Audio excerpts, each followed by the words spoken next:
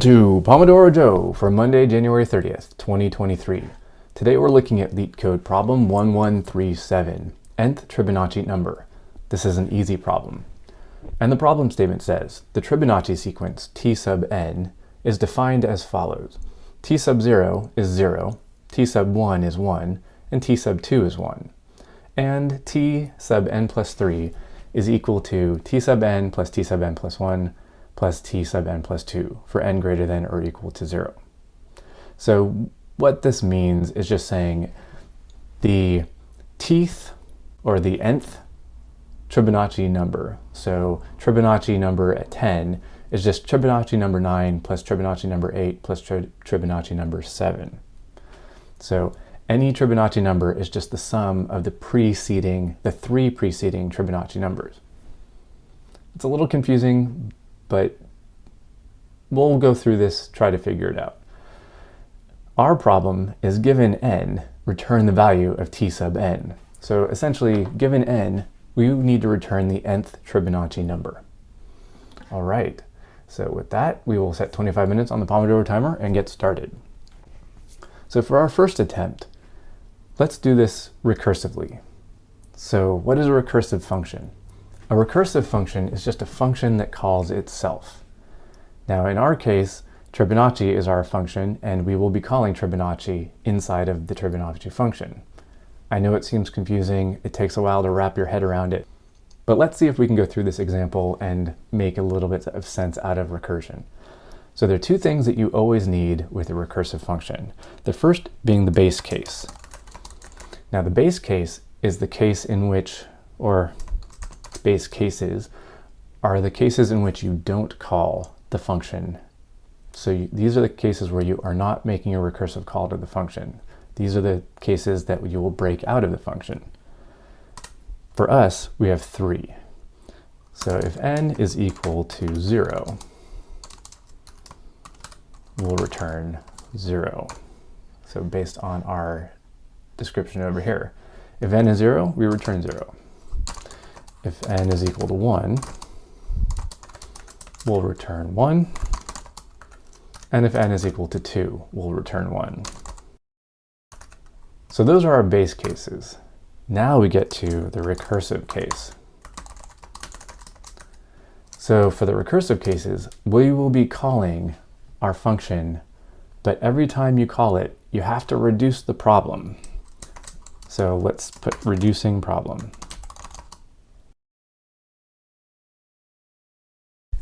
So what does the reducing problem mean? It means that we are going to be changing our input to the function in such a way that we're getting closer to our base cases. So in this case, we know that the Tribonacci number for n will be Tribonacci number for n minus 1, n minus 2, n minus 3 all added together. So we can say n minus 1 is equal to, well, we need to call Tribonacci.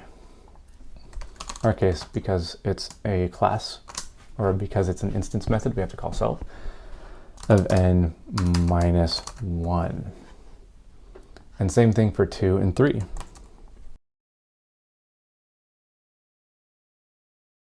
Now this might seem magic because you're saying, wait, I'm writing the Tribonacci function now, but I'm using it inside? How does that work? Well, every time you call it, you're reducing n, and you're getting closer to either n is 0, n is 1, or n is 2. And when you get to those cases, you're not going to be calling Tribonacci again, and you finally return. And so then what we do return from our function will be just n1 plus n minus 2 plus n minus 3. All right, let's give that a shot. And it works. So this is the basic recursive function for calculating the Tribonacci sequence. You have your base cases, you have your recursive cases, you're just adding the 3 preceding numbers, and you return them. All right, so let's give this a shot and see how well we do. So one thing with recursive functions, they're not known for being particularly fast. And we've run out of time. So what's happening here? Well, if we take a look at, let's say, an example. Let's say n is equal to 10. So if n is 10, then we're going to say that's going to be equal to, let's see, that's equal to 9 plus 8 plus 7. Not actual 9 plus 8 plus 7, but Tribonacci 9 plus 8 plus 7. Okay. But then at n is equal to 9, then we're calculating, let's see here, that's going to be equal to 8 plus 7 plus 6. All right. And then at 8, 7 plus 6 plus 5. Okay, so for 10, we're calculating 9. For 9, we're calculating 8. For 8, we're calculating 7. So you can see we're calculating 7, 1, this should have been here, 2, we're calculating 7 at least 3 times just to get our answer. Now, if we're calculating 7 3 times, that's 3 times the work that we need to be doing. What if we just remembered what 7 was, what the Tribonacci for 7 was? Well, there is a simple way in Python to do that. So Python has these awesome tools called functools. So from functools, we'll import cache. Now what cache will do, cache is a decorator. So you put the @ sign. So @ cache, this is a function decorator. And what the function decorator does is it actually modifies this function sort of magically through Python. Now the cache function decorator will essentially cache the output for a given input. So anytime it sees the same input, if it's already calculated that input before, it will just return the output without having to do the calculation. So this basically means that once we calculate 7 one time, we won't need to calculate it again. We'll just return it when we see that same function call. Okay, let's give this a shot. So by caching the value, we should be cutting down how much work we're doing significantly. It still works. Let's submit that. And this time we pass. We actually do a pretty decent job. So not only do we pass, we beat 75%, 76% of other algorithms for runtime, and 54% for memory. That's pretty good. So that whole gain from time limit exceeded to beating 76% of other algorithms came from adding this cache decorator. I wonder if there's a way for us to do this ourselves. Well, there is. Importing libraries like cache are not without their cost. They will take some time and some memory.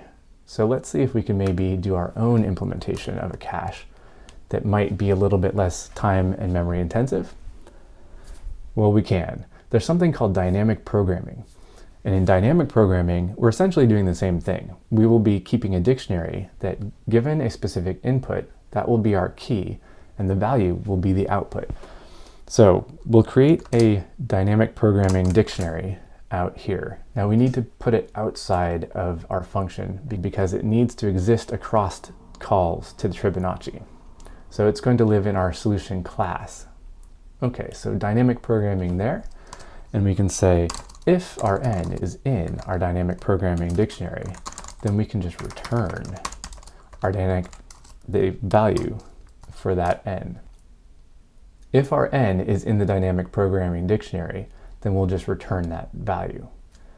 Now for these, we basically have to say, oh, well, since we're returning 0, we better put this in our dictionary. So for every return, we better put our value. And so basically I need to go through and find all of my returns and make sure that I'm putting it in to my dynamic programming dictionary. And then here I will actually say the dynamic programming dictionary for n is equal to our return, and then I can return dp at n. Okay, let's see if that works. Okay, we're missing something. dp is not defined. Oh, because this will be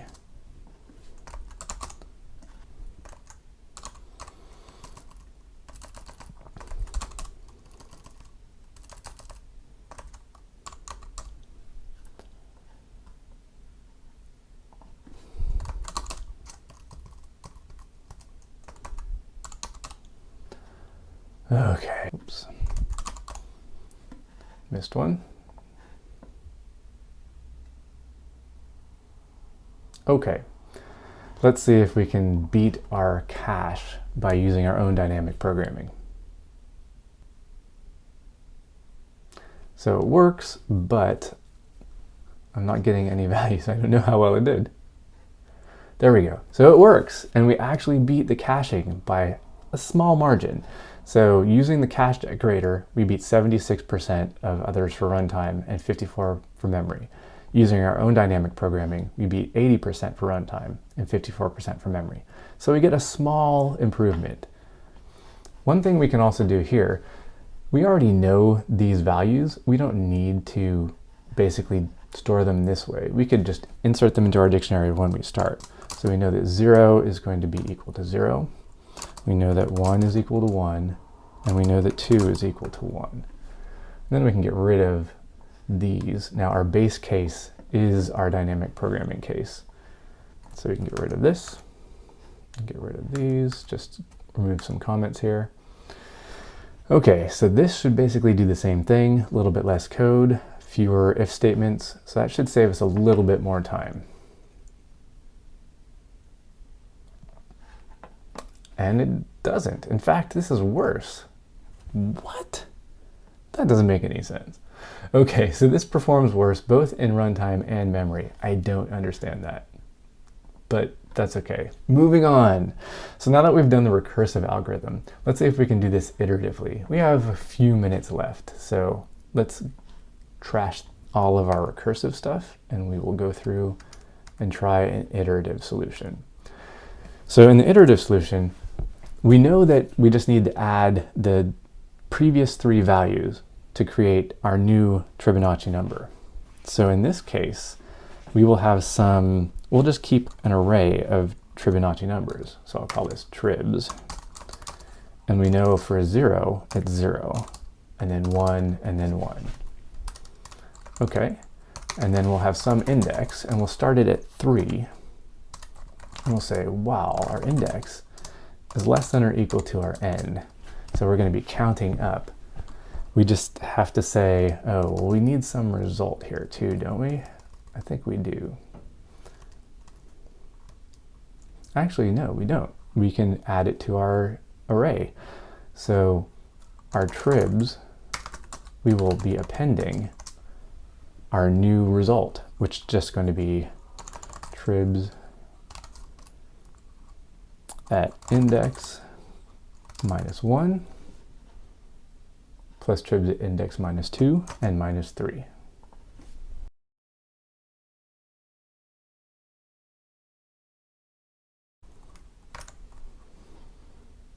Okay, and then we will return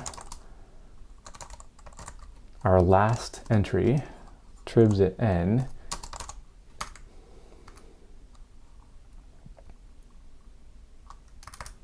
I think that should do it. We just return tribs at n. Let's give that a shot. Oh, of course, I need to increment my index. All right, don't forget to increment your index in your while loops. And that passes. So the iterative solution should be faster than a recursive solution. Let's see if it is. And it is. Now we're beating 90% for runtime and 54% for memory. All right, I will probably leave it there because I'm out of time, but there are ways to improve upon this even more. So one thing we're doing is we are growing our tribs to the maximum of length n. We don't need to keep track of all of those values. We only need to keep the last 3 values when we're calculating our n. So I'll leave that as an exercise to you. Give that a shot. See if you can do this without keeping all of the tribs. All right, that's it for me. I think we have a decent submission here. We got 90% for runtime, 54% for memory. Not too shabby. Hope you enjoyed this. Hope you learned something. I encourage you to try this one on your own. It's a fun one. There are lots of different ways to try this one. Give it a shot. All right, and please remember to write better code.